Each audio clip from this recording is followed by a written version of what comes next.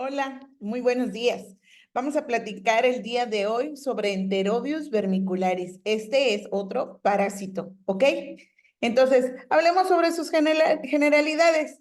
Este es un oxiuro, o sea, se llama Enterobius vermicularis, pero también lo conocen como oxiuro, ¿ok? Es un helminto nemátodo, ya dijimos que es un helminto, es un gusano, es un nemátodo, quiere decir que es redondo, es delgado como hilo, del tamaño o del grosor de un alfiler, es muy, muy delgadito, como si fueran las pelusas de alguna ropa que podemos ver a simple vista. Es un poquito delgado, que se logra observar a simple vista, es un tamaño de gusano corto. Estos generalmente maduran entre 2 a 6 semanas para que se puedan manifestar ya las larvas, ¿ok? Se localizan en el ciego y en el apéndice, les gusta mucho ese lugar y necesitan reproducirse, o al ser un gusano, un nematodo, no tiene un aparato o una estructura que le permita fijarse al intestino, sino ellos se mantienen nadando, ellos se sostienen sobre los líquidos que contiene el mismo intestino. Entonces, la gusana necesita dejar sus huevecillos en los pliegues perianales, y en el caso de las niñas o mujeres, muchas veces estos huevecillos migran hasta vagina, ¿ok? Las larvas habitan habitualmente en el intestino delgado y adquieren su capacidad infecciosa a las 6 horas, ¿ok? O sea, en el momento en el que eclosiona el huevito, en ese momento, 6 horas después, se puede hacer infecciosa. No se conocen reservorios, o sea, es decir, no pertenecen a un animal y ese animal las transmite, no hay reservorios. Habita en zonas templadas, o sea que en la universidad, el lugar donde está nuestra universidad, que es San Cristóbal de las Casas, Chiapas, puede haber alta incidencia sobre este tipo de gusanos. Se fecundan este tipo de gusanos, necesitan hembra y macho, ¿ok? Necesitan estar ambos, copular ambos, para que se puedan generar 20,000 huevecillos, 20,000, ¿ok? Estos huevecillos son depositados, ya decíamos, en los pliegues perianales y o en la vagina, y se contagian por hacinamiento. Ajá. En alguna ocasión, cuando presentábamos la materia a inicios de nuestro ciclo, platicábamos sobre este parásito, ¿se acuerdan? Y decíamos, si tú sientes que te pica la colita, ¿de acuerdo? Entonces, ¿por qué se contagian por hacinamiento? Porque generalmente los niños, o en algunas ocasiones los niños, los hermanos, comparten la misma cama. Estos huevecillos pueden resistir altas temperaturas, como todos los parásitos que hemos revisado, ¿ok? Entonces, estos huevecillos, al salir al exterior, permanecen mucho tiempo, pueden resistir permanecer mucho tiempo sobre la ropa de cama o sobre la ropa interior, ¿ok? Entonces, estos huevecillos pueden saltar, pueden, al momento de sacudir la cama, se pueden dispersar y entonces pueden caer en la ropa de interior de algún hermanito, pueden quedar algunos sobre la cama y de esa manera migrar al otro ser humano, ¿de acuerdo? Sobreviven por periodos prolongados, lo que decíamos, en el polvo, en las cortinas, en la parte de la puerta, en las repisas. Entonces, generalmente nosotros mamás siempre nos ha enseñado de que antes de dormirse, pues hay que sacudir la cama, ¿no? Bueno, pues entonces al sacudir la cama, lo que hacen estos huevecillos es volar, porque los lanzamos al aire y sobre la repisa, sobre la puerta, sobre algún espacio, quedan suspendidos ahí durante mucho tiempo, pueden aguantar mucho tiempo. Entonces, ¿cuál sería o qué cosa sería la medida ideal? Bueno, lo ideal sería aspirar la cama. Eso sería lo ideal. Al no tenerlo, lo que podemos hacer es limpiar las superficies con trapos húmedos para que estos huevecillos puedan quedarse adheridos al paño, y entonces inmediatamente después lavarlo y desinfectarlo. ¿Ok? Sigamos. Hablemos sobre el ciclo vital. Este es diferente a los demás. Después de que copula, los machos son eliminados por las heces. Quiere decir que el gusano macho para lo que sirve, nada más, ¿de acuerdo? Y entonces ya las hembras cuando quedan embarazadas se desplazan por todo el intestino grueso, atraviesan el esfínter anal y colocan sus huevecillos en la región perianal y la parte interior de los muslos. Hasta 6 centímetros del ano se pueden desplazar. La migración de las hembras se produce al atardecer y en la noche. ¿Por qué se producirá solamente en esos horarios? Es muy sencillo. La gusana puede desplazarse cuando la temperatura corporal baja. ¿Ok? Entonces, ¿cuándo baja la temperatura corporal? Cuando nos dormimos. Entonces, si usted se toma una siestecita por la tarde, en ese momento aprovecha la gusana para poder acercarse lo más posible al ano y pueda depositar sus huevecillos. Imagínense, puede salir del ano hasta 6 centímetros y depositar sus huevecillos en los muslos, en la parte interna de los muslos, ¿no? Ahí pueden depositar. Es por ello que en el caso de las mujeres, algunas mujeres suelen tener los huevecillos en la vagina, ¿no? Niña o mujer. La hembra muere después de ovipositar, quiere decir que solo puede colocar de 11,000 a 20,000 huevos, son tres bibliografías diferentes, pueden colocarlo entre 11,000 a 20,000 huevos, entonces, pero con eso es suficiente, ¿ok? Entonces el macho ya murió, copula, muere y sale por las heces. En el caso de la hembra, oviposita y muere también, ¿de acuerdo? Son muy livianos, decíamos que son muy delgaditos, una vez que se secan, se diseminan por la ropa interior, la ropa de la cama, el suelo, las paredes, el aire, ¿ok? Esto hablamos de los huevecillos. Los huevos larvados no son infectantes en el momento de la postura, pero sí a las 6 horas de la temperatura corporal. Es decir, que esos huevecillos que encontramos nosotros sobre la superficie, sobre la cama, sobre la pantaleta, sobre la ropa de cama, en ese momento no es infeccioso. ¿Cuándo se va a hacer infeccioso?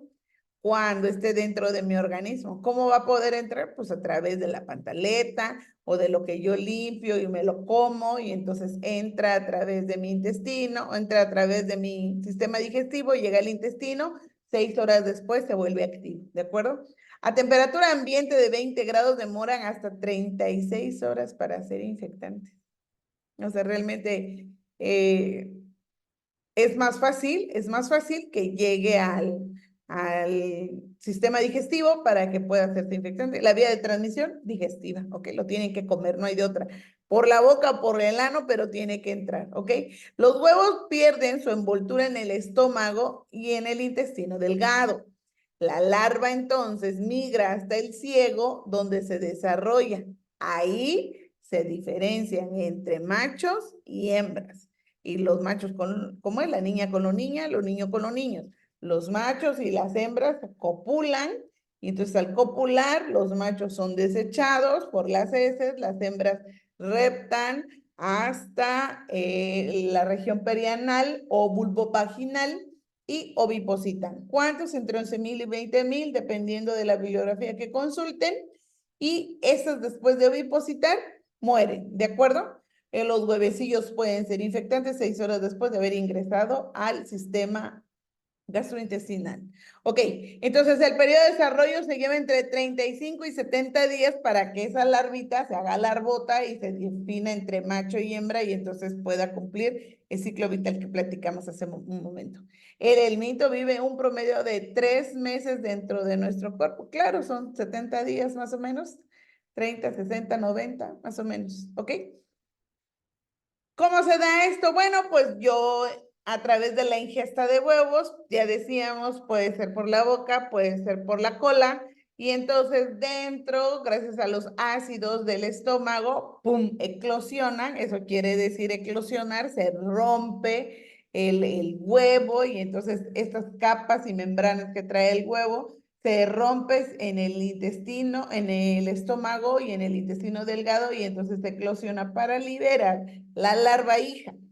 Estas larvas hijas migran hacia la mucosa intestinal y entonces allí se mantienen y se diferencian en la parte del ciego del intestino, en la parte del ciego o en el apéndice, se van y se reproducen, ¿ok? Y estas al reproducirse migran al recto o al intestino grueso. Acuérdate dónde vivían los otros que hemos visto. No todos viven en el mismo lugar. Uno es en el duodeno, otros en el colon, otros en el intestino delgado. Y a estos les gusta el intestino grueso, ¿ok? Entonces se van para allá. ¿Cuál es el fin de que se vayan para allá? ¿Quiénes son las que se van para allá? Las hembras. Y las hembras ya grávidas, ¿ok? Las que ya están embarazadas. Los demás, ¿dónde están? No, pues los machos ya están en las heces fecales, listas para salir. Entonces, ¿qué es lo que hace la gusana? Migra hacia el intestino grueso, se acerca al recto para que pueda salir al ano y entonces ya en el ano puedan dejar sus huevecillos, ¿de acuerdo? Manifestaciones clínicas. Los portadores son asintomáticos, de primera instancia son asintomáticos. ¿Cuál es la característica del inicio de la patología? El prurito intenso. ¿En dónde? En la cola, ¿ok? Entonces hay insomnio y hay cansancio. O sea, empieza a ver Conan, ¿ok? El niño empieza a hacer se empieza a hacer Conan. ¿Cómo? ¿Fuerto? No, con anemia, ¿de acuerdo? Cuando migran a la vagina ocasionan trastornos genitourinarios. Pueden haber formaciones de granulomas, claro, porque se está tratando de adaptar. Recuerda el capítulo que revisamos de Mycobacterium tuberculosis, donde te explico cómo se forman estos granulomas, ¿te acuerdas? Cuando los helmintos están adheridos a la pared intestinal, los adultos suelen migrar al apéndice. En otras ocasiones provocan inflamación y granulomas alrededor de los huevecillos, ¿ok? Recuerda que el granuloma es una forma, es una manifestación de la respuesta inmune ante este ataque. ¿Cómo se da este diagnóstico de laboratorio? Generalmente el diagnóstico del paciente no necesita tanto de laboratoriales. Recuerda la canción, si tú sientes que le pica la colita, característica, la mamá va a llegar al doctor y le va a decir que el niño se rasca la cola recurrentemente. El prurito anal puede ser muy molesto, ¿ok? O sea, el niño no puede dejar de sentir esa molestia y se está rasca, rasca, rasca, rasca, rasca, rasca, rasca la cola, ¿ok? Se puede en este mismo rascado puede irritar la piel y entonces hacer una infección secundaria por bacterias. ¿Ok? Entonces, la mamá generalmente va a llegar por justamente esta infección o por la comezón, el prurito que va a tener muy intenso el paciente. Entonces, ¿qué más dijimos? Astenia, adinamia y pueden ustedes mandar al laboratorio una búsqueda de los huevos del oxiuro o de Enterobius vermicularis en mucosa anal. Difícilmente nosotros vamos a encontrar los gusanos en las heces fecales o vamos a encontrar los huevecillos en las heces fecales. Es muy raro que eso suceda. ¿Por qué? Porque los huevecillos no soportan tanta temperatura. Los huevecillos tienen que estar afuera a 30 grados, entonces tienen que salir, los huevecillos tienen que eclosionar, tienen que crecer afuera. Por eso se sitúan en el muslo o en la región perianal. Entonces, ¿cómo lo vamos a solicitar? Bueno, ustedes van a buscar huevos de oxiuro y generalmente esta es una prueba de la cinta Scotch, se llama, ¿ok? Es una prueba en donde al paciente en la cola le pegamos una cinta diurex, esto es en el laboratorio, se pega una cinta diurex y en la cinta diurex se pega una laminilla y eso se observa al microscopio. Y eso es el diagnóstico, la observación de los huevos. ¿Ok? Algunos solicitan el CPS al menos que el paciente esté infestado por estos parásitos, por estos helmintos, entonces saldrán, ¿no? Y generalmente se ven como unos hilitos blancos muy delgaditos como a veces los niños cuando están empezando a comer, pues no mastican muy bien y salen algunos trocitos de arroz, ¿cierto? No son tan gruesos como el arroz, sino son más delgaditos como cuando deshebramos quesillo y queda una hebra muy, muy delgadita. Bueno, así se logran observar.